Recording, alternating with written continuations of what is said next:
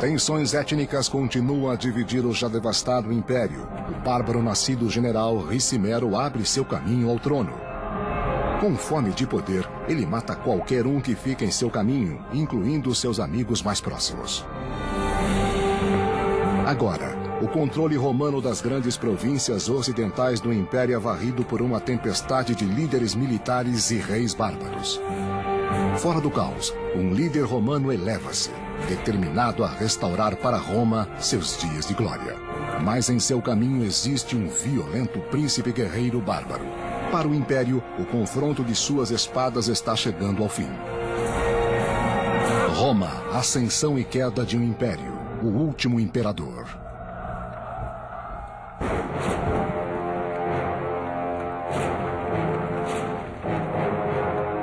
Por volta do século V d.C., depois de centenas de anos de constante guerra, o Império Romano Ocidental é uma mera sombra do que era antes. O Império estava em plena crise. Havia pressão crescente dos bárbaros que queriam herdar o Império. E, acima de tudo, havia uma tremenda pressão financeira. O Império não estava gerando rendas que permitissem manter suas forças militares fortes e sua infraestrutura em ordem. Sem um exército bem armado, Roma está impotente contra a maior força bárbara que o Império já havia visto, os hunos, chefiados por seu feroz líder Átila. O cronista do século V, Calínico, descreveu suas crueldades. Os bárbaros hunos tornaram-se tão grandes que mais de 100 cidades foram capturadas. E havia tantos assassinatos e sangrias que os mortos não podiam ser contados. Os hunos, uma tribo nômade do leste, devastaram o pouco que havia restado do Império. O fato é que não existe mais o Estado no Ocidente. O Oeste se dissolveu. O Oeste se despedaçou. Há tantas entidades diferentes, tantos e diferentes exércitos, tantas e diferentes forças que estão competindo para controlar o que não tem controle. No entanto, a capital do leste, Constantinopla, é capaz de sobreviver às invasões dos hunos. O Império do Oeste, mais fraco, sente a maior parte de suas expansões e é forçada a transferir a região romana de Panônia para Átila, o huno. Panônia, 446 d.C. Nos territórios antigos do Império, os romanos devem agora responder aos seus governantes bárbaros, os hunos. Romanos e bárbaros podiam identificar um ao outro pela forma como falavam, pela forma como vestiam, como cheiravam, pela forma como usavam seus cabelos. Embora naquela época romanos e bárbaros estivessem habituados um ao outro, eu acho que é justo dizer que as tensões étnicas nunca se dissiparam. Não toque em mim, não toque, está entendendo? Não toque! Mas um romano move-se no meio da confusa sociedade com facilidade e encontra oportunidade no novo regime de Átila. Seu nome é Flávio Orestes. Orestes era um romano que havia crescido no território dominado pelos hunos, mas ele conseguiu uma alta posição na corte de Átila. O império pode estar caindo ao redor dele, mas é sua herança romana que faz Orestes e outros panonianos valiosos para Átila. Eu acho que é justo dizer... Eles são romanos porque falam como romanos, caminham como romanos. E existe ainda a coisa cultural, social, tudo o que forma uma pessoa e ainda é romana. E isso continua por séculos. Capaz de ler e escrever, o culto Orestes destaca-se entre os muitos aliados bárbaros de Átila. Ele logo se torna secretário na corte do soberano. A glória!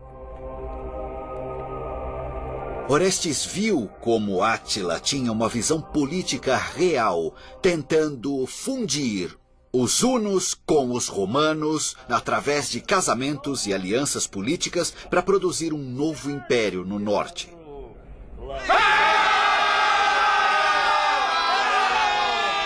Tendo contato diário com Átila, o huno, Orestes experimenta em primeira mão como a justiça bárbara pode ser cruel.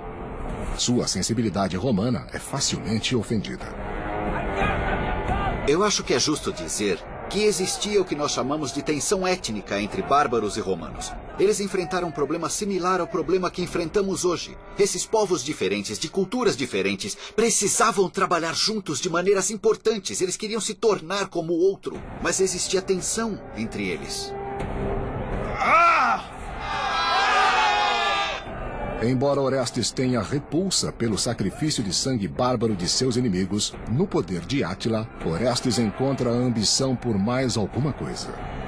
Quando Orestes serviu na corte de Átila, ele foi capaz de ver como esse líder estava organizando uma nação do nada. E eu acho que Orestes, acima de tudo, teria aprendido que existe uma possibilidade real de ver um novo tipo de mundo romano.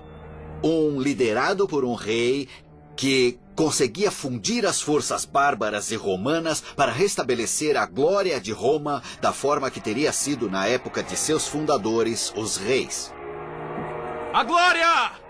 Orestes pode ser governado pelos bárbaros, mas ele sempre será um romano e sempre irá pensar em si mesmo e em seu povo como superiores. Ele deseja restituir o império, um dia grande, às suas raízes romanas. Em 453 d.C., o reinado de Átila chega a um fim inesperado em sua noite de núpcias, logo causando o colapso dos poderosos hunos e seus aliados bárbaros. Sua noiva o encontra morto. Apavorada de ser acusada de matar Átila, sua noiva passa a noite toda perto do cadáver. O historiador do século VI, Jordanes, escreveu: Ele caiu, não por ferida ao inimigo, não pela traição. Feliz em sua joia e sem dor.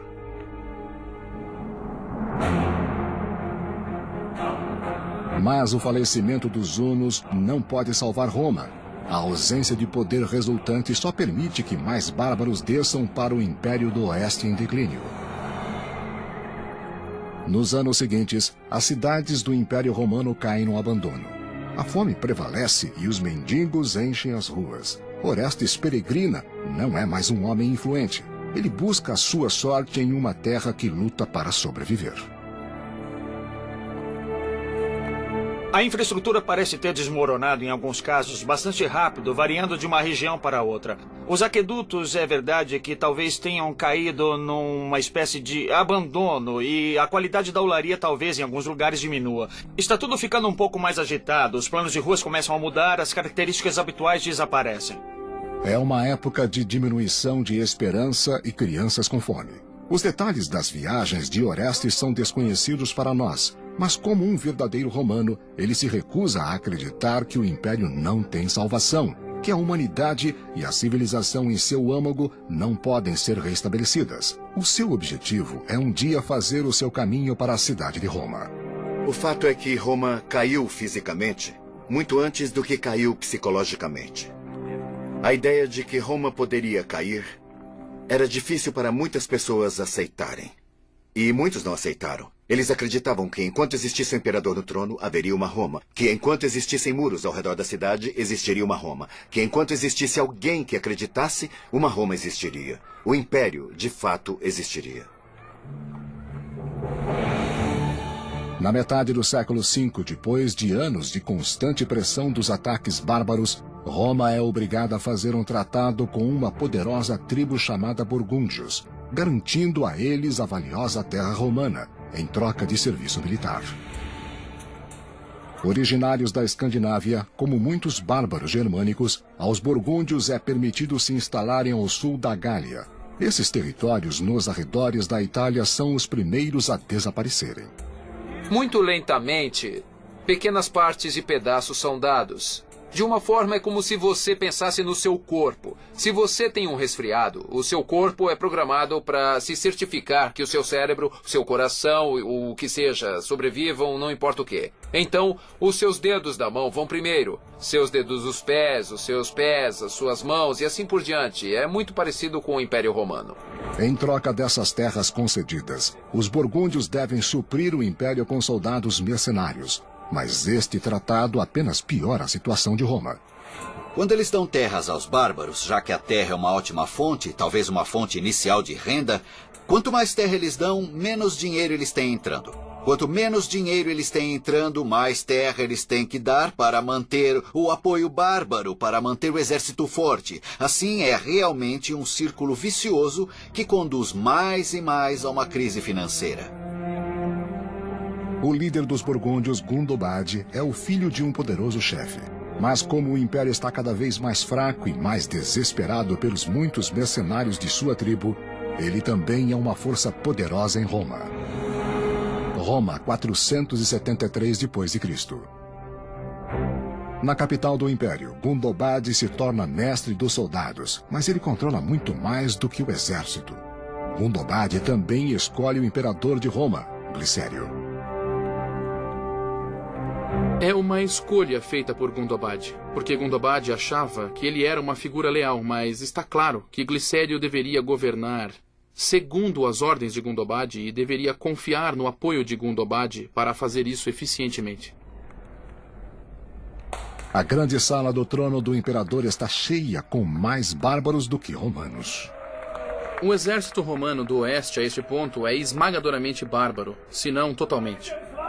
Parecia que ainda existiam forças romanas nativas lá, mas quando soubemos o que esse exército era um exército de turcos, germânicos e muitos outros não romanos. A cargo dos mercenários bárbaros de Glicério está um guerreiro bárbaro chamado Odovacar. Odovacar encontrou uma posição na Guarda Imperial, perto do centro do poder, certamente porque ele tinha uma competência militar demonstrada e uma verdadeira habilidade de liderança. É esta Roma que Orestes encontra quando ele finalmente chega, depois de décadas de viagem. Até o seu primeiro encontro com Odovacar, ele não pode saber quão profundamente o Império mudou desde seus dias de glória. O poder do Império do Oeste certamente se foi em 470. Mas eu acho que provavelmente não está claro para todos que esta é uma empresa condenada. Parece potencialmente ser apenas uma fraqueza momentânea, e o curso das coisas tinha ido de forma diferente. Talvez pudesse ser recuperada. A experiência diplomática de Orestes lhe rende uma alta posição no exército imperial. Mas ele é surpreendido ao encontrar Odovacar, um bárbaro humilde, mantendo a mesma posição. Os dois, obviamente, eram altamente ambiciosos. Eles haviam sobrevivido a circunstâncias realmente difíceis. Orestes está sentado na corte do sanguinário Átila, o Uno. Odovacar havia sido um comandante militar e tinha saído literalmente da pobreza para a riqueza em Roma. Eu acho que as suas ambições, bem como suas competências especiais, teriam colocado os dois na trilha para competirem um com o outro. Os dois tinham suas próprias visões do Império, uma romana e uma bárbara. Depois de passar anos na corte de Átila, o Uno, o romano Orestes se torna um general do exército romano. Mas na Itália ele encontra um império que está se desintegrando e sem identidade romana. Seu poder reside não em seu imperador Glicério, mas nos generais bárbaros Odovacar e o chefe burgúndio Gundobad. Itália, 473 d.C. No passado, Roma havia integrado seus mercenários bárbaros no exército para assegurar que eles nunca ganhassem poder demais. O que acontece no século V é que eles ficam como grupos germânicos. Eles têm de manter suas próprias roupas, sua própria comida, sua própria cultura, sua própria estrutura administrativa, a estrutura política, a estrutura militar, e é bizarro, mas eles não estão romanizados. E agora, os guerreiros de Gundobad apresentam a mesma posição que seus contemporâneos romanos no exército do imperador Glicério. O exército à disposição de Glicério, meio que basicamente o que Gundobad tinha à sua disposição, seria uma formação misturada, sem dúvida compreendendo alguns burgúndios, mas muitos outros grupos também. Mas juntos formam o que era o exército na Itália. No caso do exército romano, parecia existir com certeza tensões, às vezes, entre bárbaros que estavam servindo e romanos que estavam servindo. Romanos que sentiam isso porque era um exército romano e que suas capacidades de liderança deveriam ser reconhecidas, ao passo que os bárbaros deveriam ser desqualificados porque eram bárbaros. Uma vez unificado, o poder militar romano está perdido conforme a violência explode dentro das fileiras, dividindo o exército contra si mesmo. O general Orestes, uma vez tão hábil na diplomacia, logo descobre que até mesmo ele não tem poder contra isso.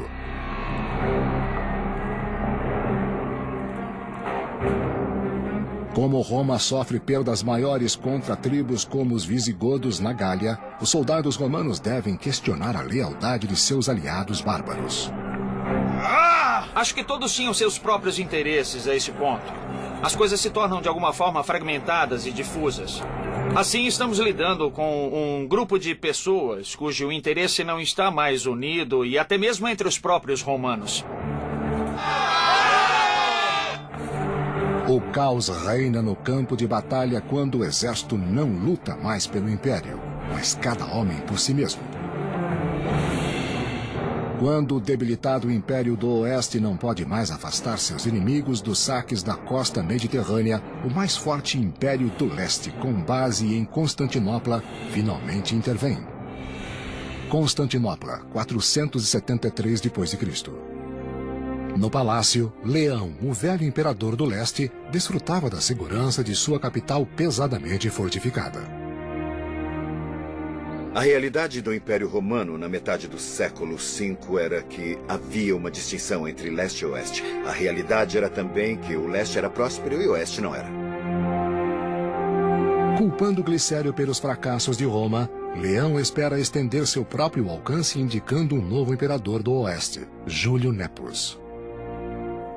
O pensamento sobre por que Nepos foi escolhido para ir ao Ocidente gira em torno da posição que Nepos tinha na corte. Ele era uma pessoa muito bem colocada, ligada pelo casamento ao imperador Leão. Ele era a figura adequada para liderar uma invasão à Itália.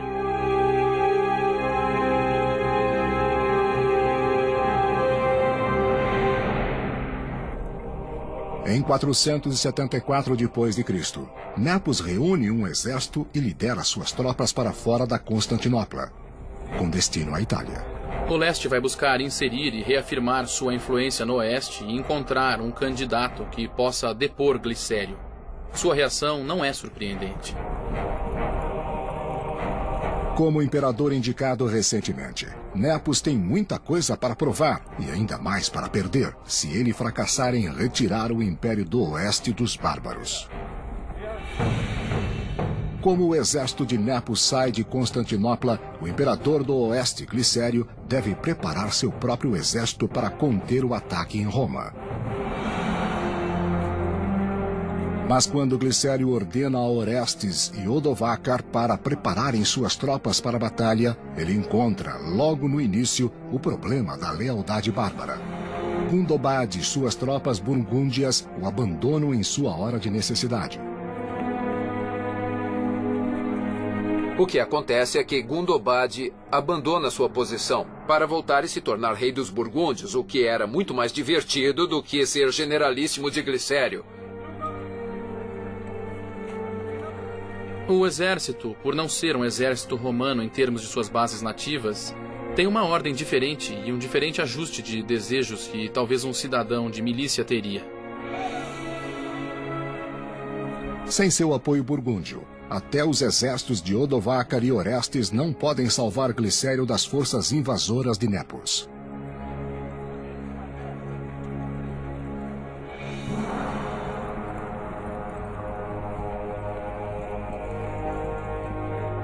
Nepos chega mais perto de Roma. Glicério e seus comandantes sobrevivem, não pela batalha, mas suplicando por piedade. E então Glicério encontrou-se em uma situação onde ele realmente não poderia esperar apoio militar a não ser dos bárbaros contratados ou de suas tropas locais. Então, quando o Império do Leste manda Nepos tomar posse, Glicério toma a única decisão racional. Ele se rende sem lutar.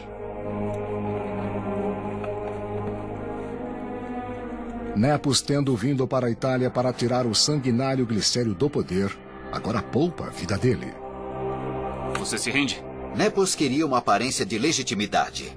Ele se tornaria imperador com o apoio do imperador do leste e a aprovação e o consentimento do imperador do oeste, que se afastaria porque reconheceria que Nepos era o melhor homem para o trabalho. Ele ordena que Glicério seja nomeado bispo e o envia ao exílio longe de Roma. Em junho de 474 d.C., quando Nepos é coroado imperador do Oeste, ele é enaltecido por Orestes e Odovacar. Sendo igualmente ambiciosos, os dois homens transferem sua lealdade para o novo líder imediatamente. Orestes, sendo romano, também tem uma ideia de que existe ainda uma Roma. E ele ainda pode proteger Roma. No caso de Odovacar, parece haver um reconhecimento de que Roma não existe mais. E então o que acontece é que temos dois homens muito capazes, no exato momento quando uma decisão é tomada, para ver se Roma irá deixar de existir.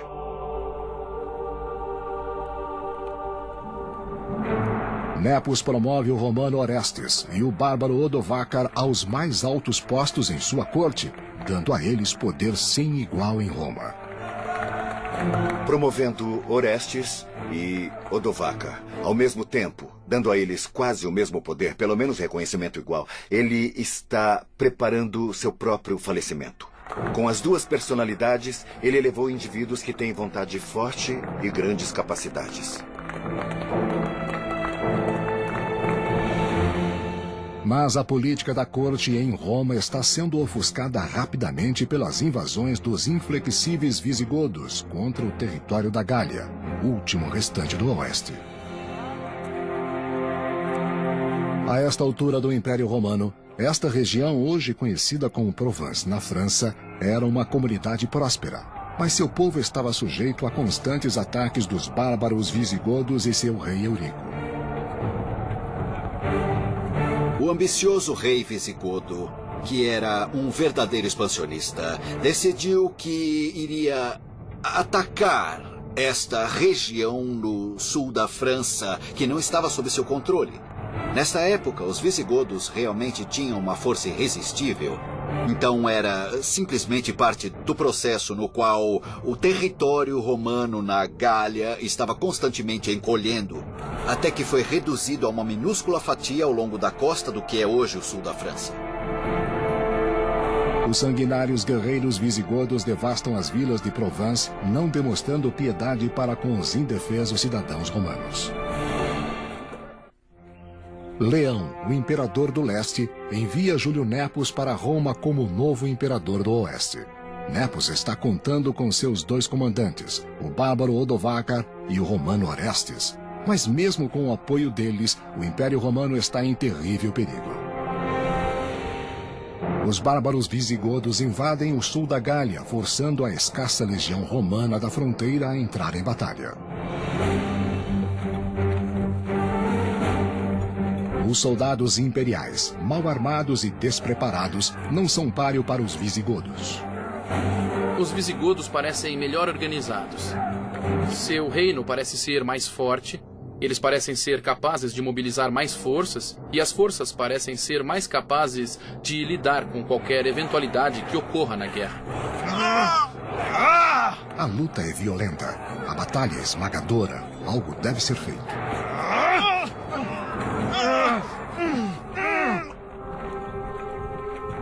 Embora o comandante romano Orestes seja inexperiente em batalhas, o imperador Nepos o envia de Roma para a Gália com ordens de conduzir os bárbaros para fora. Ele vai ser o novo comandante, o chefe na Gália. Agora, o que se pode perguntar é se esta é uma grande honra ou uma posição muito grande a ser dada, já que há muito pouco o que ser controlado na Gália. Parece ser uma honra, mas talvez era na verdade uma maneira de colocá-lo de lado. Não sabemos.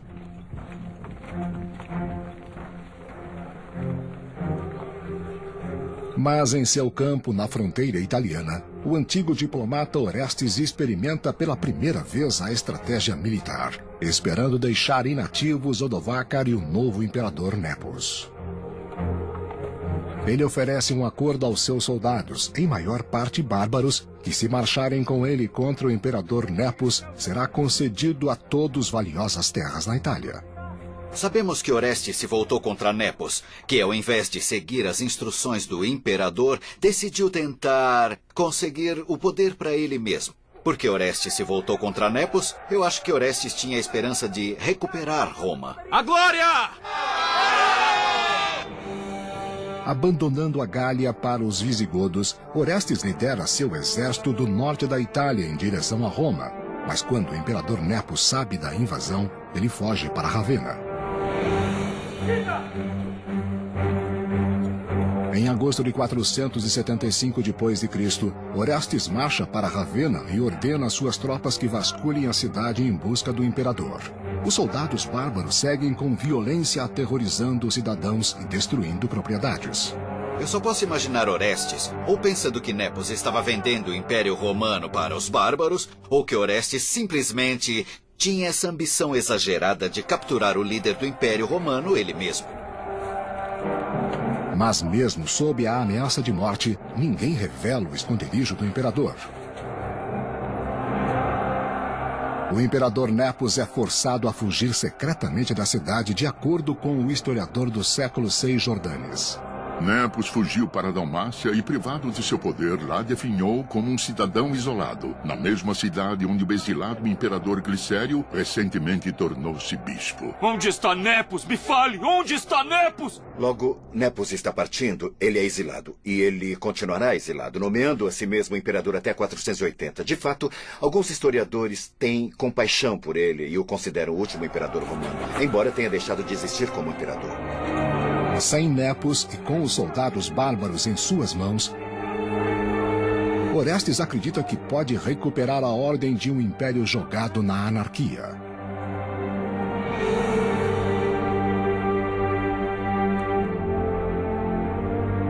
Em uma surpreendente reviravolta, Orestes não toma o trono para si mesmo, mas ao invés disso nomeia imperador seu jovem filho Rômulo Augusto. Orestes decide que ele, em sua infância, tendo crescido entre os bárbaros e seu serviço na corte una, que talvez a elite italiana não iria aceitá-lo como imperador, mas eles aceitariam este italiano puro, Rômulo, como seu líder, porque isso iria apelar para o senso de tradição deles. Não importa o quão vazio em termos de poder esse sentimento seja agora. O menino permanecerá na bem protegida cidade de Ravenna. Ele foi protegido por Paulo, seu tio. Nesse momento, Rômulo é ainda um adolescente e não tinha chegado a completar a maturidade. Daí o nome Augustulo, pequeno Augusto. O jovem Rômulo é, na verdade, uma marionete para seu pai. É Orestes que governa o império, supera seu rival Odovacar, tornando-se o homem mais poderoso em Roma.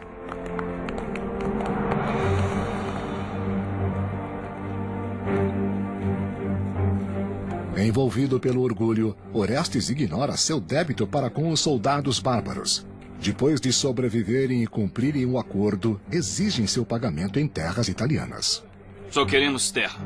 É só isso que queremos. Esses caras querem se estabelecer na Itália, no território italiano, na terra dos senadores italianos. E Orestes é romano o suficiente para saber que isso não vai dar certo, então ele diz não. Vocês não terão terra, estão entendendo? Ouça o que eu estou dizendo. Orestes não podia pagar os soldados. E para os soldados, a razão para ter um imperador era para pagá-los. Assim, quando Orestes, o poder por trás do trono de seu filho, não pode surgir com o dinheiro que eles querem, ou não pode surgir com as terras que eles exigem, então existe apenas uma resposta: eliminar aquele imperador e arranjar outra pessoa que possa dar a eles o que eles querem. Com a ajuda de seus guardas, Orestes é capaz de fugir do caos, mas ele subestima o poder do exército bárbaro, agora mergulhado na vingança.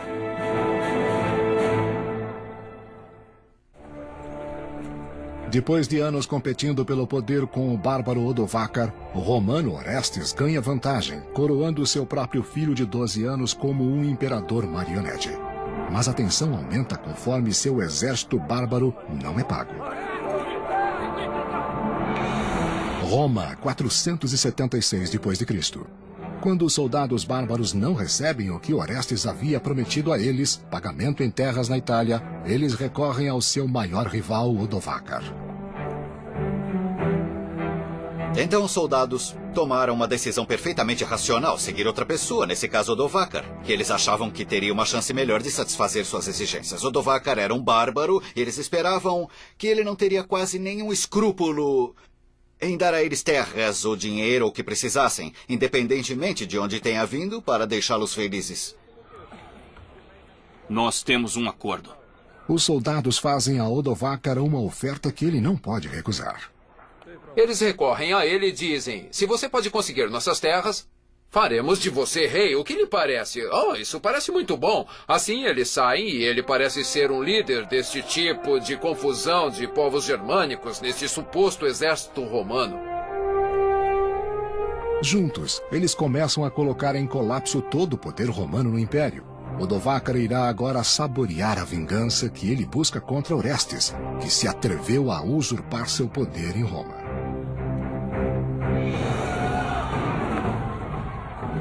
Eles imediatamente começam a invadir as cidades da Itália. E a narração que temos disso fala de dias e dias de saques. Os ricos sendo despojados de todo o seu dinheiro. Depois de arriscar suas vidas pelo Império, os soldados bárbaros sentem que chegou a hora de Roma pagar, com sangue, o que não pode pagar com dinheiro e terras. Vamos! Vamos atacar! Atacar! Imagine que você é um soldado. Imagine que você tem que viver com o escasso salário que você tem. E agora você perde o pagamento. Sem o pagamento, você pode ser capaz de suportar 2, 3, 4 pagamentos seguidos e aí estará faminto. Você vai ter muita lealdade para o exército que deixou você com fome? Não tendo que responder a ninguém, Odovacar vê com satisfação a oportunidade de finalmente afirmar seu domínio sobre a Itália e Orestes. Em 476, não estamos falando em uma guerra em si. Não existe nenhuma grande batalha, não existem assédios, você tem soldados famintos buscando sobreviver. E para sobreviver, eles vão fazer o que for necessário fazer. Como eles são treinados para lutar, eles irão eliminar qualquer um que os enfrente. E tumultos, violência, saques e estupros ocorrem. Com Odovacar se aproximando, Orestes deixa seu filho, o jovem imperador Rômulo, em Ravenna, sob os cuidados do tio do garoto, Paulo, enquanto escapa para Ticínio, no norte da Itália. Orestes é forçado a buscar refúgio de Odovacar e suas tropas em Ticínio, que é a moderna Pávia. Sabemos por um texto que o bispo da Pávia dá a Orestes refúgio na cidade. Mas nem mesmo a casa de Deus pode protegê-lo das forças bárbaras. Orestes é forçado a fugir conforme Odovacar e seus homens destroem a igreja, desesperados para eliminá-lo. Roubem tudo! O bispo teve os donativos roubados. Todo o dinheiro que ele havia arrecadado para ajudar os pobres foi roubado pelas forças de Odovacar. Eles também queimaram edifícios, incluindo a igreja. Conforme a igreja se consome em chamas, assim também se consomem as visões de Orestes de renascer o Império.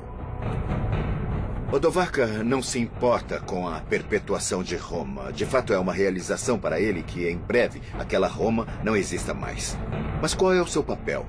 Que poder ele tem?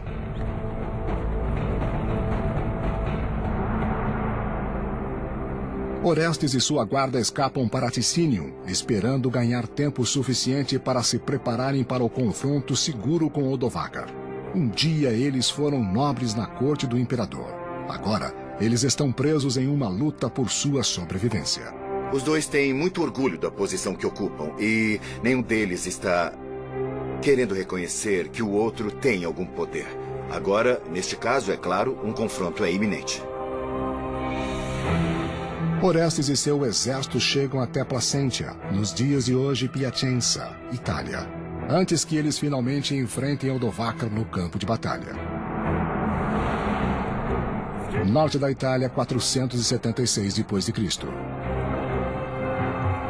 O inexperiente Orestes tem pouca chance contra a guerra cruel das tropas bárbaras de Odovacar.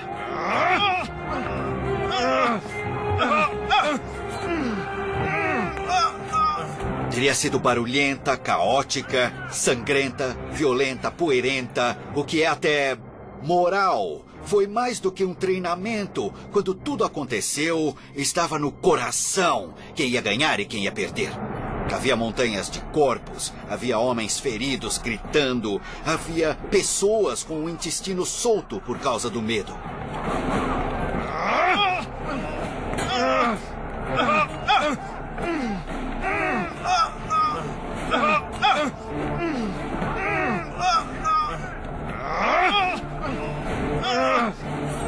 Existia algo ainda simbólico sobre os impérios. Isso desde que os últimos suspiros do poder imperial pudessem ser mantidos por uma pessoa que acreditasse que o império pudesse ser recuperado por eles. Eles pensaram que o império ainda existiria ou que eles poderiam salvar o império. Sabemos, como historiadores agora, que eles estavam enganados. Não importa o quanto seja tolo, Orestes se recusa a admitir a derrota. Quando o general romano Orestes não cumpre sua promessa de terras para suas tropas bárbaras, ele sofre uma revolta liderada pelo seu rival, o general bárbaro Odovacar. Agora lutando em um campo de batalha perto de Placentia, Itália, os dois adversários competem por supremacia, como um dia eles fizeram na sala do trono do imperador em Roma. Odovacar e Orestes são os dois mais importantes indivíduos no Oeste. Sobre seus ombros está o futuro de Roma, e um tem que concordar com o outro. Deve existir algum tipo de compromisso. Caso contrário, haverá violência. E isso é de fato o que acontece. É uma luta violenta até a morte, e no final da batalha, como no Império, os romanos finalmente sucumbem aos poderosos bárbaros.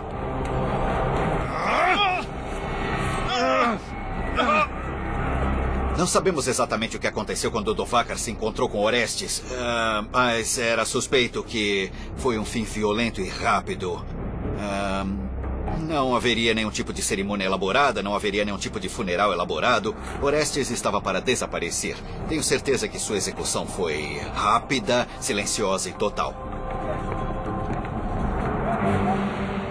Vitorioso, Odovacar e suas tropas marcham para Ravenna em direção do único negócio inacabado: o jovem filho de Orestes, o último imperador romano do Oeste. O imperador de 12 anos, Rômulo Augustulo, e seu tio Paulo não sabem da morte de Orestes e não estão preparados para o ataque assassino dos homens de Odovacar. Quando Odovacar vem para Ravenna, Rômulo não é capaz de lutar muito, mas Paulo, que está encarregado pela proteção de Rômulo, planeja fazer isso e tenta proteger seu sobrinho. As forças de Odovacar então matam Paulo e se movem contra o imperador menino, Rômulo Augustulo. Aterrorizado, o menino foge assim que seu tio é assassinado. O último imperador romano, preso como um animal atordoado, não pode se esconder da lâmina do bárbaro. Não há fuga. Rômulo é um mero testa de ferro, então não há razão, em essência, para Odovacar fazer alguma coisa com ele. O guerreiro implacável faz uma escolha surpreendente. Ele poupa a vida do menino e o manda para o exílio. Salvando a vida dele, Odovacar pode mostrar sua clemência e pode mostrar aos romanos que ele pode se comportar de uma maneira que apenas um soberano deve se comportar. No verão de 476 d.C., Odovacar se torna o primeiro governante bárbaro da Itália. Odovacar é agora rei. Agora ele não é rei da Itália, ele não é rei do Império Romano, ele é apenas rei desses caras. Só deste pequeno bando heterogêneo de seja lá o que formava o exército romano naquele momento. Odovacar é rei, não imperador, porque o Império Romano está oficialmente morto. Apenas um pouco mais de 500 anos depois de seu nascimento em 27 a.C. É realmente o fim do imperador romano no Oeste. Agora eu acho que vai existir um rei no Oeste. Ainda existe um imperador romano no Leste. Mas o Leste não tem controle efetivo sobre o Oeste. Em um senso político real, as coisas mudaram fundamentalmente. As notícias da queda de Roma chegam rapidamente até o novo imperador do leste, Zeno, em Constantinopla. Os mensageiros chegam confirmando a notícia que o leste temia receber há anos. Eles carregam os últimos vestígios do deposto imperador menino Rômulo Augusto. A última coisa que Odovacar tem de obrigar Rômulo Augusto a fazer antes de formalmente deixar o trono romano é enviar uma mensagem em nome do Senado ao imperador, expressando a ordem da autoridade imperial a Constantinopla com a palavra de que nenhum imperador é necessário no oeste. Com um rei bárbaro governando a Itália, os símbolos restantes do poder romano não são mais necessários. Sabemos que Odovacar proclamou publicamente que ele não iria usar as túnicas roxas e as coroas douradas que simbolizavam o imperador romano na época. Ele iria deixar isso de lado. Odovacar era algo novo. Ele era um rei no oeste e não um imperador. As túnicas e coroas e as joias do império agora pertenciam ao imperador do leste. Mas nas mãos dele, elas não simbolizam mais o poder e o prestígio, apenas fracasso e perda. De volta à Itália, as famílias dos soldados bárbaros finalmente recebem as terras pelas quais eles lutaram. O oeste agora está completamente em suas mãos. Está claro que Odovacar defendeu o que ele tinha acordado com seus soldados. Ele manteve a sua promessa. Ele deu a eles o que era devido a eles e foi um homem de palavra para aqueles que o apoiaram. Para o Império, a imigração e a invasão de terras provaram ser mais poderosas do que aquelas dos guerreiros e das máquinas de guerra. Roma tornou-se forte no começo, porque ela tomou aqueles que estavam fora. Isso quer dizer, encorajou a imigração. Mas no fim, quando os bárbaros chegaram em quantidade e queriam fazer parte do Império Romano, por razões complicadas, os romanos foram incapazes de recebê-los da forma como tinham feito antes. Essa falha em fazer da imigração uma fonte positiva de força foi realmente uma das principais razões para a destruição do Império Romano.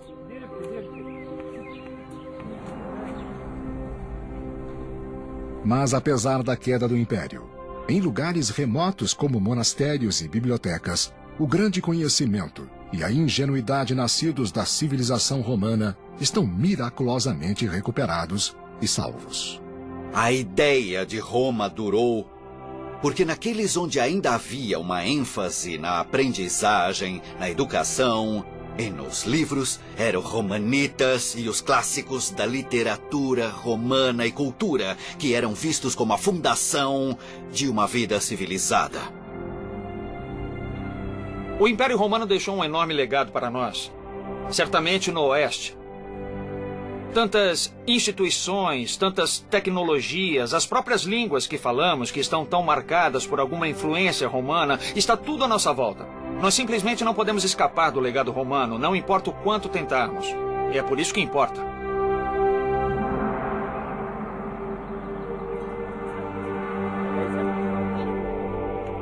Da democracia ao Império, até sua queda, Roma inspirou o mundo ocidental como o conhecemos. Sua civilização sobreviveu a séculos de guerras, perseguições, corrupções e pragas, apenas para morrer em silêncio, lentamente, nas mãos de um soldado bárbaro. Existe um romantismo ao se tratar da queda de Roma, ao se tratar do Império Romano como um todo. Ele certamente foi uma parte muito importante da formação do mundo moderno. Mas pense bem, isso foi há cerca de 1500 anos. Por que deveríamos ainda achar importante? Eu acho que a resposta é muito simples. Devemos achar importante porque em Roma estão depositados todos os maravilhosos aspectos da humanidade. E todos os terríveis aspectos da humanidade. E se nós os estudarmos, os entenderemos e talvez possamos repetir os aspectos bons e evitar os ruins.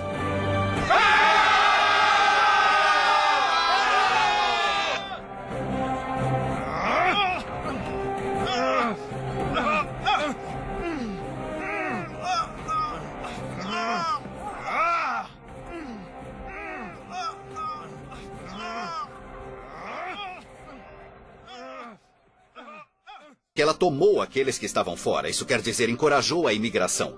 Mas no fim, quando os bárbaros chegaram em quantidade e queriam fazer parte do Império Romano, por razões complicadas, os romanos foram incapazes de recebê-los da forma como tinham feito antes. Essa falha em fazer da imigração uma fonte positiva de força foi realmente uma das principais razões para a destruição do Império Romano.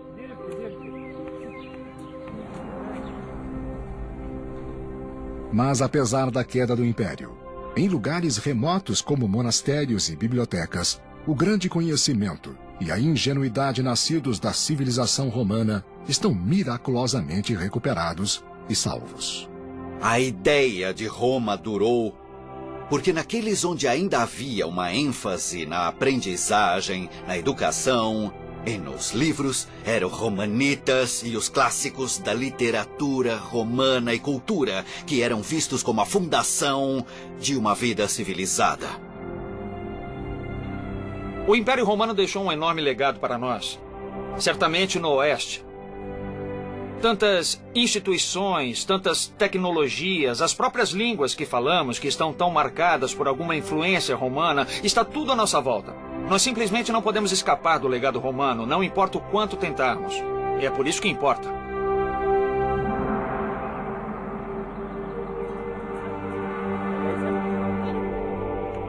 Da democracia ao império, até sua queda, Roma inspirou o mundo ocidental como o conhecemos. Sua civilização sobreviveu a séculos de guerras, perseguições, corrupções e pragas, apenas para morrer em silêncio, lentamente, nas mãos de um soldado bárbaro. Existe um romantismo ao se tratar da queda de Roma, ao se tratar do Império Romano como um todo. Ele certamente foi uma parte muito importante da formação do mundo moderno. Mas pense bem, isso foi há cerca de 1500 anos. Por que deveríamos ainda achar importante? Eu acho que a resposta é muito simples. Devemos achar importante porque em Roma estão depositados todos os maravilhosos aspectos da humanidade. E todos os terríveis aspectos da humanidade. E se nós os estudarmos, os entenderemos. E talvez possamos repetir os aspectos bons e evitar os ruins.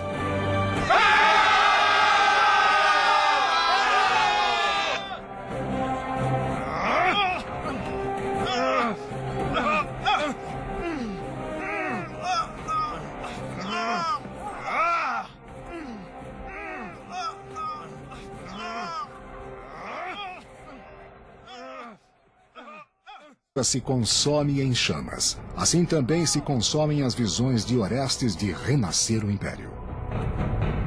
Odovacar não se importa com a perpetuação de Roma. De fato, é uma realização para ele que, em breve, aquela Roma não exista mais. Mas qual é o seu papel? Que poder ele tem?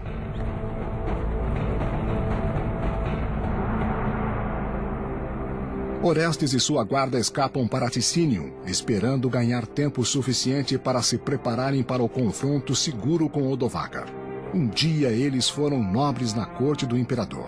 Agora, eles estão presos em uma luta por sua sobrevivência.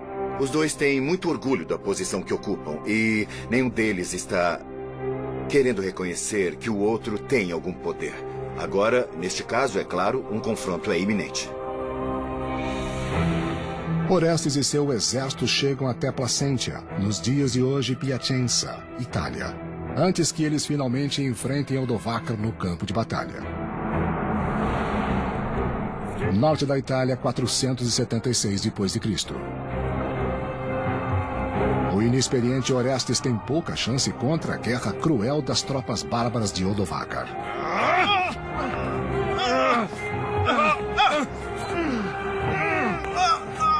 Teria sido barulhenta, caótica, sangrenta, violenta, poeirenta, o que é até moral. Foi mais do que um treinamento. Quando tudo aconteceu, estava no coração quem ia ganhar e quem ia perder. Havia montanhas de corpos, havia homens feridos gritando, havia pessoas com o intestino solto por causa do medo.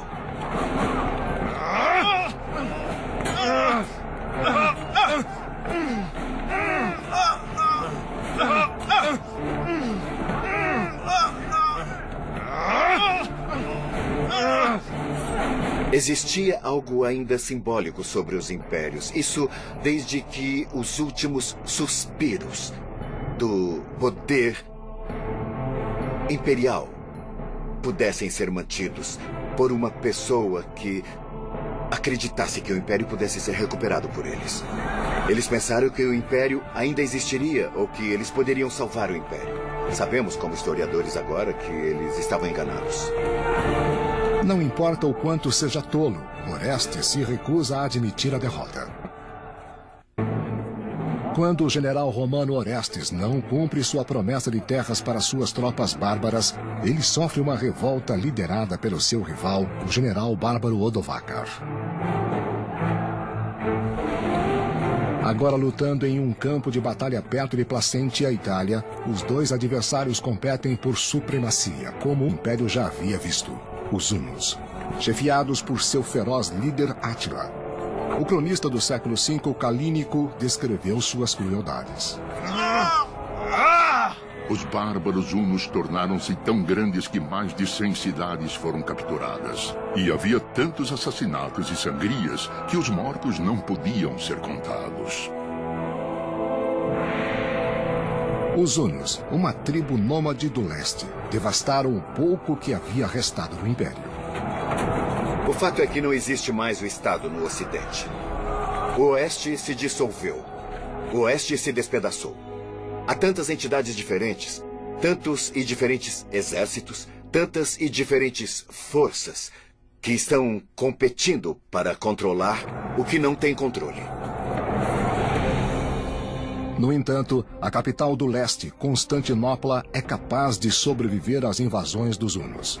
O Império do Oeste mais fraco sente a maior parte de suas expansões e é forçada a transferir a região romana de Panônia para Átila, o Huno.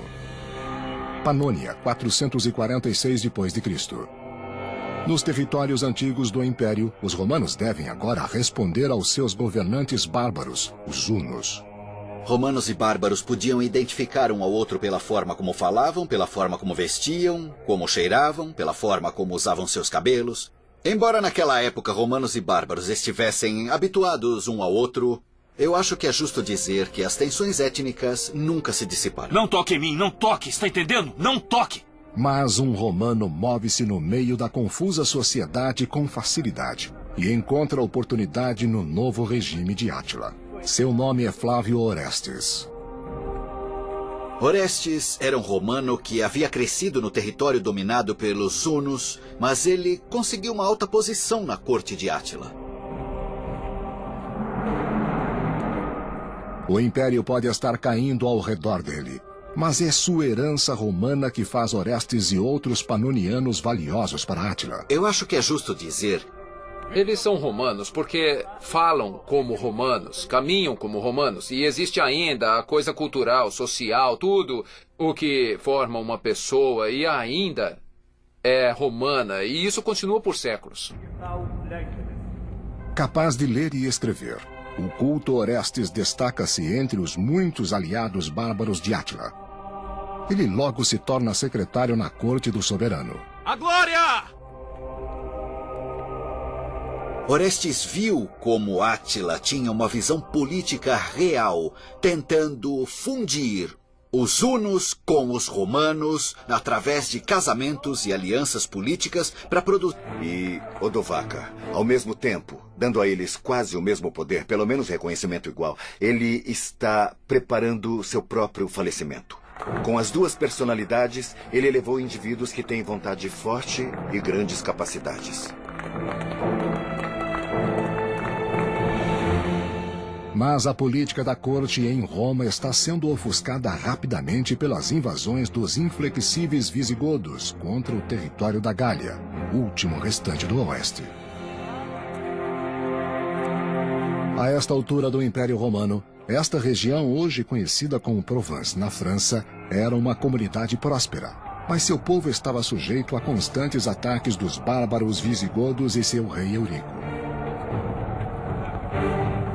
O ambicioso rei visigodo, que era um verdadeiro expansionista, decidiu que iria atacar esta região no sul da França, que não estava sob seu controle.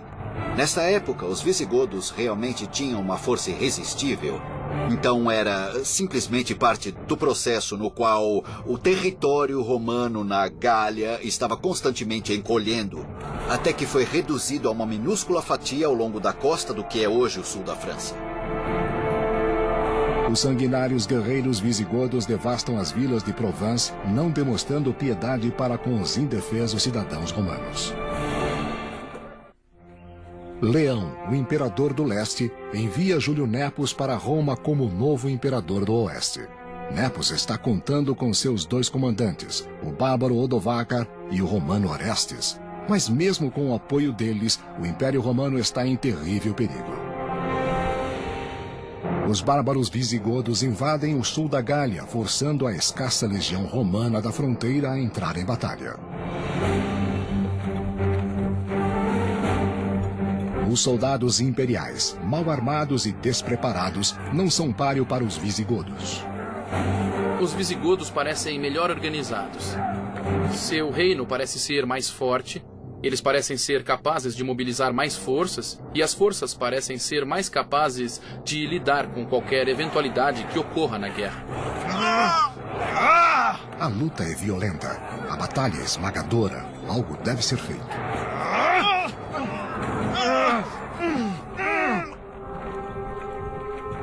Embora o comandante romano Orestes seja inexperiente em batalhas, o imperador Nepos o envia de Roma para a Gália com ordens de conduzir os bárbaros para fora.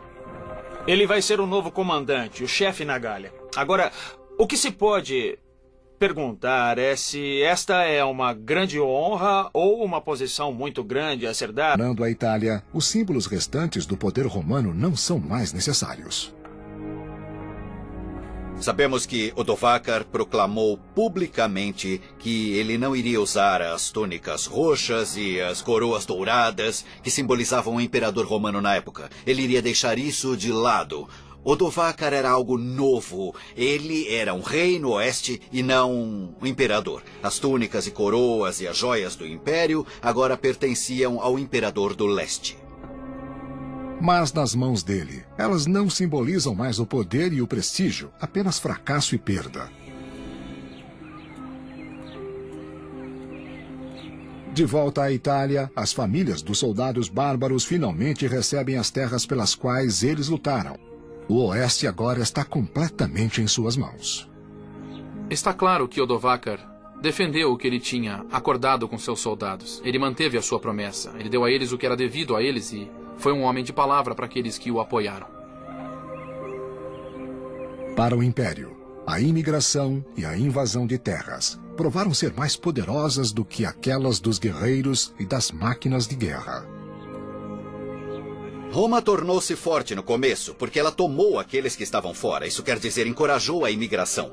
Mas no fim, quando os bárbaros chegaram em quantidade e queriam fazer parte do Império Romano, por razões complicadas, os romanos foram incapazes de recebê-los da forma como tinham feito antes. Essa falha em fazer da imigração uma fonte positiva de força foi realmente uma das principais razões para a destruição do Império Romano.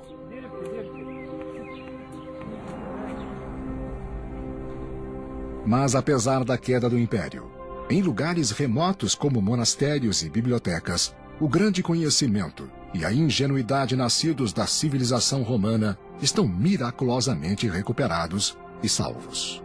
A ideia de Roma durou porque naqueles onde ainda havia uma ênfase na aprendizagem, na educação e nos livros, eram romanitas e os clássicos da literatura romana e cultura, que eram vistos como a fundação de uma vida civilizada.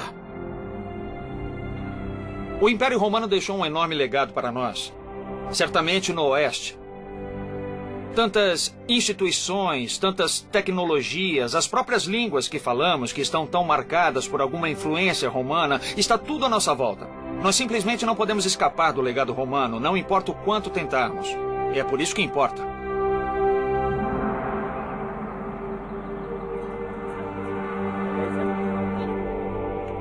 Da democracia ao Império, até sua queda, Roma inspirou o mundo ocidental. O bispo teve os donativos roubados. Todo o dinheiro que ele havia arrecadado para ajudar os pobres foi roubado pelas forças de Odovacar. Eles também queimaram edifícios, incluindo a igreja. Conforme a igreja se consome em chamas, assim também se consomem as visões de Orestes de renascer o Império. Odovacar não se importa com a perpetuação de Roma. De fato, é uma realização para ele que, em breve, aquela Roma não exista mais. Mas qual é o seu papel? Que poder ele tem?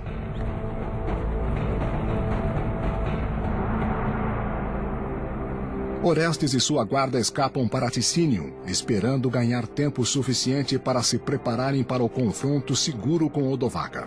Um dia eles foram nobres na corte do imperador.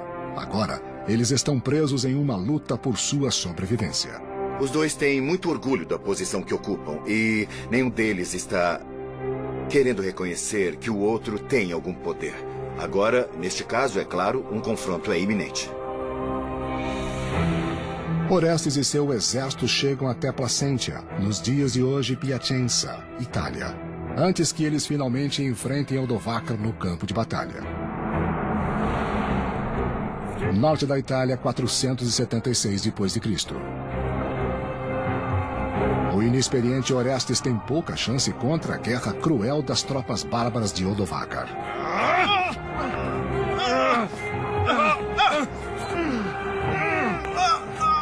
Teria sido barulhenta, caótica, sangrenta, violenta, poeirenta, o que é até moral. Foi mais do que um treinamento. Quando tudo aconteceu, estava no coração quem ia ganhar e quem ia perder.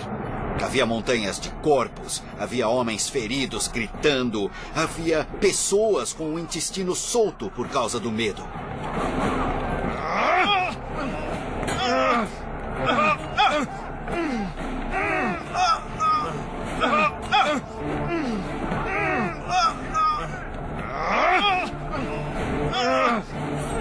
Existia algo ainda simbólico sobre os impérios. Isso desde que os últimos suspiros do poder imperial pudessem ser mantidos por uma pessoa que acreditasse que o império pudesse ser recuperado por eles. Eles pensaram que o império ainda existiria ou que eles poderiam salvar o império. Sabemos, como historiadores agora, que eles estavam enganados. Não importa o quanto seja tolo, Orestes se recusa a admitir a derrota. Quando o general romano Orestes não cumpre sua promessa de terras para suas tropas bárbaras, eles só o apoiaram.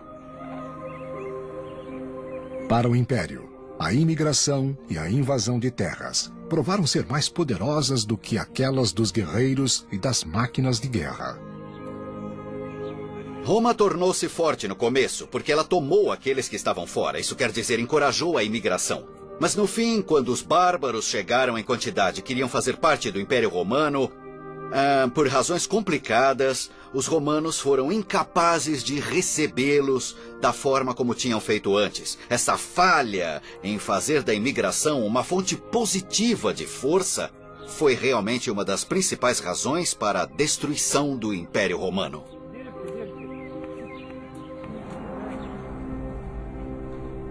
Mas apesar da queda do Império, em lugares remotos como monastérios e bibliotecas, o grande conhecimento e a ingenuidade nascidos da civilização romana estão miraculosamente recuperados e salvos.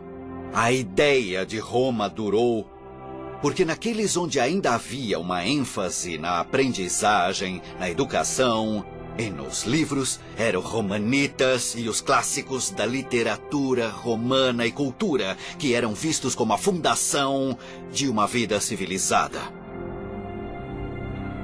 O Império Romano deixou um enorme legado para nós. Certamente no Oeste.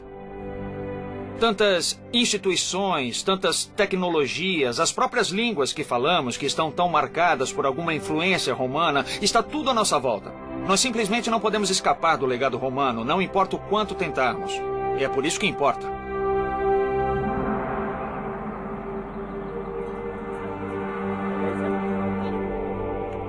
Da democracia ao império, até sua queda, Roma inspirou o mundo ocidental como o conhecemos. Sua civilização sobreviveu a séculos de guerras, perseguições, corrupções e pragas, apenas para morrer em silêncio, lentamente, nas mãos de um soldado bárbaro. Existe um romantismo ao se tratar da queda de Roma, ao se tratar do Império Romano como um todo. Ele certamente foi uma parte muito importante da formação do mundo moderno. Mas pense bem, isso foi há cerca de 1500 anos. Por que deveríamos ainda achar importante? Eu acho que a resposta é muito simples. Devemos achar importante porque em Roma estão depositados todos os maravilhosos aspectos da humanidade. E todos os terríveis aspectos da humanidade. E se nós os estudarmos, os entenderemos e talvez possamos repetir os aspectos bons e evitar os ruins.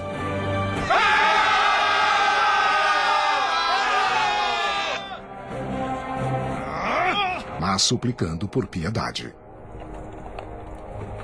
E então Glicério encontrou-se em uma situação onde ele realmente não poderia esperar apoio militar a não ser dos bárbaros contratados ou de suas tropas locais. Então, quando o Império do Leste manda Nepos tomar posse, Glicério toma a única decisão racional. Ele se rende sem lutar. Nepos, tendo vindo para a Itália para tirar o sanguinário Glicério do poder, agora poupa a vida dele. Você se rende? Nepos queria uma aparência de legitimidade.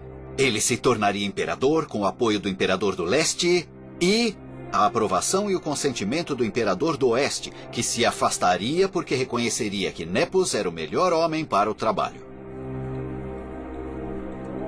Ele ordena que Glicério seja nomeado bispo e o envia ao exílio longe de Roma. Em junho de 474 d.C., quando Nepos é coroado imperador do Oeste, ele é enaltecido por Orestes e Odovacar. Sendo igualmente ambiciosos, os dois homens transferem sua lealdade para o novo líder imediatamente. Orestes, sendo romano, também tem uma ideia de que existe ainda uma Roma. E ele ainda pode proteger Roma. No caso de Odovacar, parece haver um reconhecimento de que Roma não existe mais. E então o que acontece é que temos dois homens muito capazes, no exato momento quando uma decisão é tomada, para ver se Roma irá deixar de existir.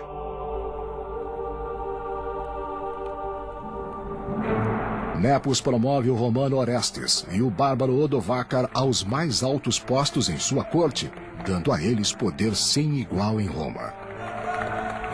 Promovendo Orestes e Odovacar, ao mesmo tempo, dando a eles quase o mesmo poder, pelo menos reconhecimento igual, ele está preparando seu próprio falecimento.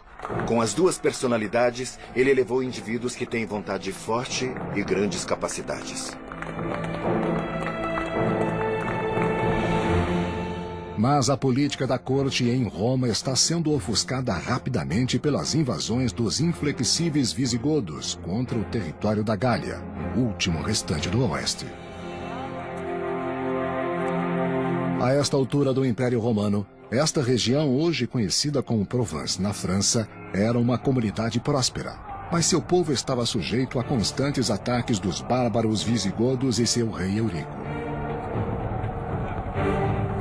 O ambicioso rei visigodo, que era um verdadeiro expansionista, decidiu que iria atacar esta região no sul da França, que não estava sob seus fundadores, os reis. A glória! Orestes pode ser governado pelos bárbaros, mas ele sempre será um romano e sempre irá pensar em si mesmo e em seu povo como superiores. Ele deseja restituir o império, um dia grande, às suas raízes romanas. Em 453 d.C., o reinado de Átila chega a um fim inesperado em sua noite de núpcias, logo causando o colapso dos poderosos hunos e seus aliados bárbaros. Sua noiva o encontra morto. Apavorada de ser acusada de matar Átila, sua noiva passa a noite toda perto do cadáver. O historiador do século VI, Jordanes, escreveu: Ele caiu, não por ferida ao inimigo, não pela traição. Feliz em sua joia e sem dor.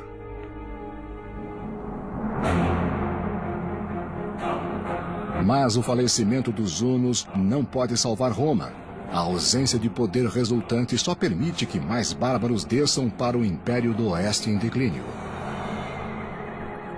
Nos anos seguintes, as cidades do Império Romano caem no abandono. A fome prevalece e os mendigos enchem as ruas. Orestes peregrina, não é mais um homem influente. Ele busca a sua sorte em uma terra que luta para sobreviver. A infraestrutura parece ter desmoronado em alguns casos bastante rápido, variando de uma região para outra. Os aquedutos, é verdade que talvez tenham caído numa espécie de abandono e a qualidade da olaria talvez em alguns lugares diminua. Está tudo ficando um pouco mais agitado, os planos de ruas começam a mudar, as características habituais desaparecem. É uma época de diminuição de esperança e crianças com fome. Os detalhes das viagens de Orestes são desconhecidos para nós, mas como um verdadeiro romano, ele se recusa a acreditar que o Império não tem salvação, que a humanidade e a civilização em seu âmago não podem ser restabelecidas. O seu objetivo é um dia fazer o seu caminho para a cidade de Roma. O fato é que Roma caiu fisicamente muito antes do que caiu psicologicamente.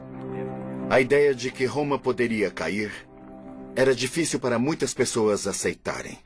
E muitos não aceitaram. Eles acreditavam que enquanto existisse o imperador no trono, haveria uma Roma. Que enquanto existissem muros ao redor da cidade, existiria uma Roma. Que enquanto existisse alguém que acreditasse, uma Roma existiria. O império, de fato, existiria.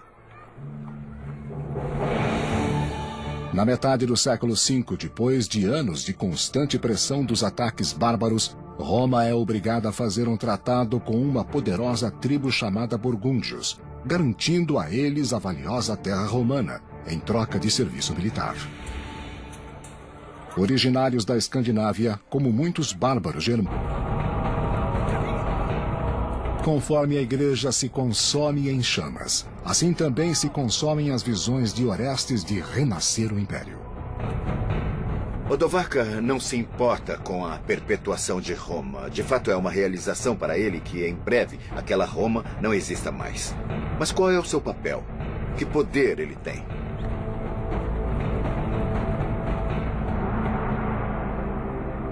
Orestes e sua guarda escapam para Ticínio, esperando ganhar tempo suficiente para se prepararem para o confronto seguro com Odovacar.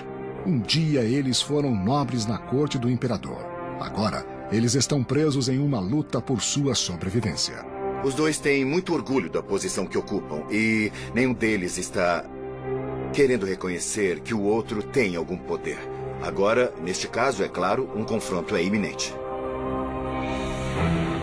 Orestes e seu exército chegam até Placentia, nos dias de hoje Piacenza, Itália, antes que eles finalmente enfrentem Odovacar no campo de batalha. Norte da Itália, 476 d.C. O inexperiente Orestes tem pouca chance contra a guerra cruel das tropas bárbaras de Odovacar.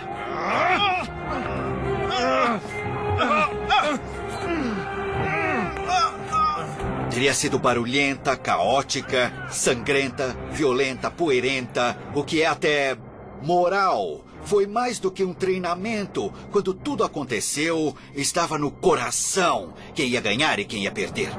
Havia montanhas de corpos, havia homens feridos gritando, havia pessoas com o intestino solto por causa do medo.